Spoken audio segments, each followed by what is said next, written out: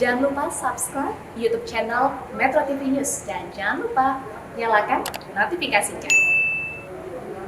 Dan tentunya pemirsa, selain bencana akibat dampak cuaca, pada Jumat sore wilayah Banten dan Jabodetabek dikejutkan dengan guncangan gempa berkekuatan 6,6 magnitudo. Meski tidak menimbulkan tsunami, namun tetap saja gempa membuat panik sejumlah warga di wilayah pesisir selatan Banten dan warga yang tinggal di gedung tinggi di wilayah DKI Jakarta. Seperti apa karakteristik gempa yang mengguncang Banten pada Jumat kemarin dan juga termasuk informasi yang kami dapatkan pada pukul 3:30 pagi tadi waktu Indonesia bagian Barat. Kita membahasnya bersama dengan Koordinator Bidang Mitigasi Gempa dan Tsunami BMKG Daryono. Pak Daryono, selamat pagi. Selamat pagi, Mas. Iya, Pak Daryono, kami konfirmasi dulu Pak, gempa yang sempat terjadi pada jam 3:30 pagi tadi itu apakah berpengaruh dari akibat gempa yang terjadi kemarin magnitudo 6,6 Pak? Iya, itu merupakan gempa susulan yang ke-28 ya, dan gempa dirasakan oleh masyarakat di Pandeglang dan sekitarnya. Namun demikian patut disyukuri kekuatannya hanya 4,7 sehingga tidak berdampak menimbulkan kerusakan lebih parah. Oke, apakah BMKG sudah mendapatkan informasi dari rentang waktu kemarin jam 4 sore sampai dengan 3:30 pagi tadi itu ada berapa kali gempa susulan yang terjadi, Pak? Iya, hasil monitoring BMKG hingga saat ini kita sudah mencatat sekitar 28 aktivitas gempa susulan atau aftershock dengan kekuatan paling kecil 3,5 dan yang paling besar adalah 5,7. Dan tampaknya memang tren ini akan terus mengecil dan harapan kita kondisi akan segera stabil. Oke, kalau kita lihat kemarin, gempa kemarin dikatakan sebagai intraslab earthquake. Nah, bagaimana sebenarnya karakteristik ataupun pengertian mengenai intraslab earthquake itu, Pak? Iya, jadi di zona subduksi itu kita mengenal ada 3 sumber gempa utama ya. Yang pertama adalah megatrust. Megatrust itu merupakan bidang kontak antar lempeng, di sini lempeng Australia dan lempeng Eurasia. Kemudian kalau gempa itu berada di bagian lempeng Eurasia, maka kita menyebutnya sebagai gempa intraplat. Tetapi kalau itu berada di dalam lempeng Australia atau lempeng oseanik atau lempeng samudra, kita menyebutnya sebagai gempa intraslab. Nah, kita menyebutnya gempa intraslab kemarin itu karena memang hipocenter atau pusatnya itu berada di bawah bidang kontak antar lempeng. Karakteristik gempa ini memiliki ground motion atau radiasi guncangan gempa yang lebih besar dan lebih kuat dibanding dengan gempa sekelasnya. Jadi misalnya kemarin itu gempa 6,6 itu kalau berada di intraplat itu atau di megatrust itu bisa jadi tidak sebesar kemarin namanya. Kemarin itu kan spektrumnya luas sampai Lampung, sampai Palembang, sampai Bandung, sampai tengah bagian barat.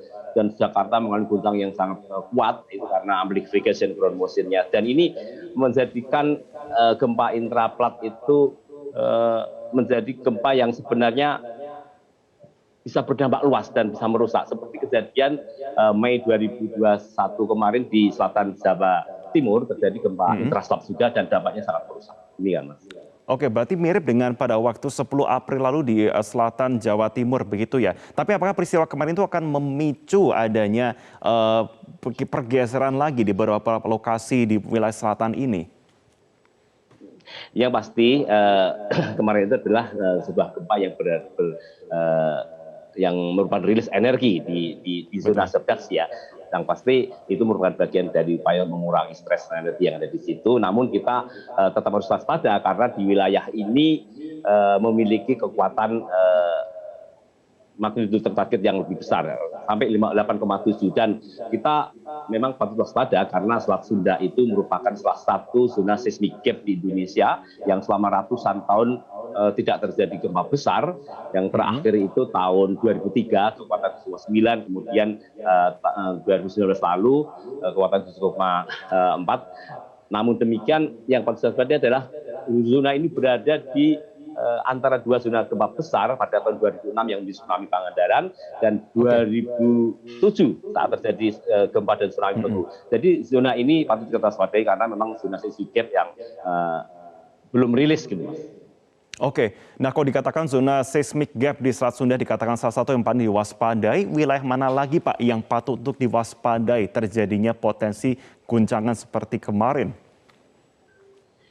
Kalau di Indonesia kita mengenal yang populer mungkin itu ada beberapa tempat seperti di Barat Sumatera, khususnya di Kepulauan Siberut ya, karena Sumatera itu juga segmen-segmen sudah rilis semua, apakah itu Bengkulu, apakah itu Aceh, Nias, namun yang belum adalah Kepulauan Mentawai.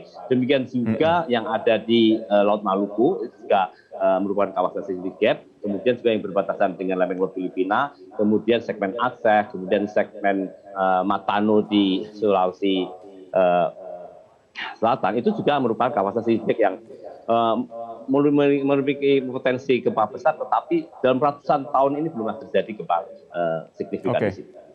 Oke, menjadi pertanyaan dari warga Pak Daryono, peristiwa kemarin gempa kemarin apakah akan memicu aktivitas dari Gunung Anak Rakatau? Pada dasarnya gunung itu akan terpicu oleh aktivitas gempa jika gunung itu sedang aktif atau magma sedang cair, kemudian kandungan gasnya sedang maksimal ya. Tetapi kalau gunung tersebut tidak menunjukkan sedang keaktifan, maka digoncang gempa seperti tidak akan terpicu. Yang kita khawatirkan apabila gunung api sedang aktif, kemudian terjadi gempa kuat, itu akan meningkatkan aktivitas vulkanismenya. Oke, dengan adanya zona seismik gap di Selat Sunda ini, apakah ataupun besarkah potensi tsunami yang bisa timbul dari getaran kemarin, dilihat juga dari potensi lempengan yang saat ini sudah ada dan juga gap yang ada di sana? Iya, jadi BMKG saat ini sedang melakukan pemetaan terkait dengan modeling tsunami ya, terkait dengan gempa Megatrust ini, dan kita sampaikan kepada pemerintah daerah sampai di mana sejauh landaan tingginya, di berapa mana sebarannya dampak tsunami itu, sehingga ini dapat dijadikan sebagai salah satu acuan tata ruang berbasis risiko tsunami, dan ini harus dipatuhi karena modeling itu merupakan gambaran bahaya tsunami, dan itu juga dibuat berdasarkan konsep yang sahih, metodologi yang sahih, sehingga ini bisa mendekati kebenarannya, sehingga apa yang dilakukan BMKG dengan melakukan pemetaan bahaya tsunami itu menjadi acuan masyarakat dalam mitigasi. Tidak harus disikapi dengan ketakutan, kecemasan, kemudian, tetapi itu adalah sebuah upaya untuk menjadikan acuan mitigasi. Jika terjadi tsunami, maka kita bisa membuat jalur evakuasi, memasang rambu, kemudian menentukan titik evakuasi yang aman, sehingga ke depan upaya-upaya ini untuk diwujudkan terus, dan kita akan memberikan bekal pada pemerintah daerah untuk melakukan upaya mitigasi semaksimal mungkin, karena memang gempa ini tidak dapat diprediksi, tapi dalam ketidakpastian kapan terjadinya belum tahu, maka kita bisa menyiapkannya upaya mitigasi itu, Mas. Oke, untuk pemasangan dari tsunami alert ataupun juga early warning systemnya di bagian selatan dan potensi potensial lainnya, apakah saat ini menurut Anda sudah maksimal?